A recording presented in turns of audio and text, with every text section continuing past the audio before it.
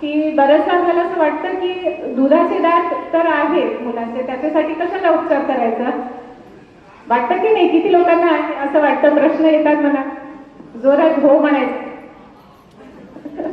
बरं, तर याच्यासाठी आपण असं करू शकतो. एक मी आपल्याला उदाहरण देते की समजा आपण बसमध्ये चालले आहात, कुठे तुम्ही बसलेले आहात, मित्र आपल्या पुढच्या स्टॉपवर नाही येणार, तुम्ही तिथे उतरणार आहात, तर तुम्ही आपली जागा जी आहे, आपण शेजारच्यांना काय सांगतो, ही जागा माझा मित्र येऊन घेणार आहे, बरोबर? तसंच दुधाचे दात पण तसेच त्याच महत्वाचे असतात की जोपर्यंत आपले कायमस्वरूपी दात येत नाही तोपर्यंत ती जागा तिथे थांबून ठेवतात त्याच्यासाठी.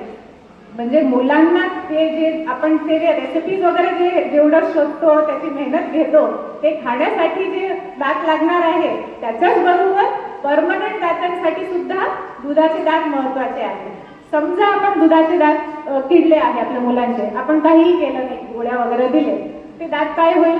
ते लवकर किडतील, लवकर किडल्यावर मग ते लवकर पडतील आणि तिथला जो खड्डा आहे ते मग तसेच राहील. मग नंतरचे येणारे जे दात आहे ते सगळे वेडेवाकडे येतील मुलांना, आणि मग आपल्याला असं वाटतं याचे दात वेडेवाकडे का आलेले आहेत? याचं कारण हे आहे की आपण दुधाच्या दातांची व्यवस्थित काळजी घेतलेली नाही. तर याच्यासाठी दुधाचे दात असो का परमनंट दात असो, दोन्ही दातांचं काळजी घेणं खूप महत्वाचं आहे. मला अजून आवाज येत नाही, कळालं का सगळ्यांना?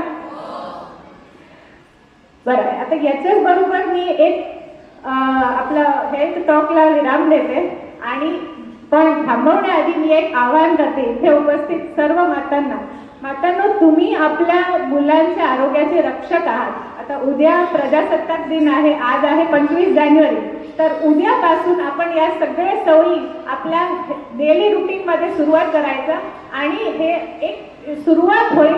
अजून जास्त आपल्याला स्वस्थ बनायचं आहे. स्वस्थ राहा, मस्त राहा, आणि एक स्वस्थ गणतंत्राची स्थापना करूया आपण. जय हिंद.